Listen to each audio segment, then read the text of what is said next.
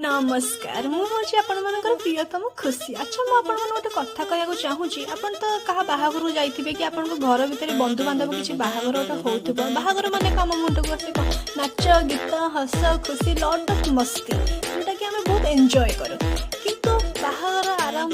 हो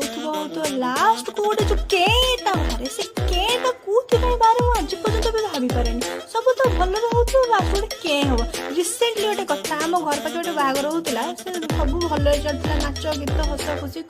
सब आराम होता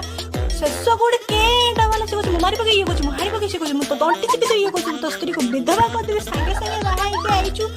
माँ मु शुणी कान मो ताजा कहली प्रभु कौन है सब खुशी रहा लास्ट को कौन ध्वंस हो गला मैंने कौन यहाँ कौन गोटे जरूरी समस्त फैमिली भितर कौन जरूरी गोटे बाहर आराम रहा लास्ट गोटे केटा बाहर कर छाड़ मुझे लंग ब्लग पकई दिए आप देखीदेवे आप सब्सक्राइब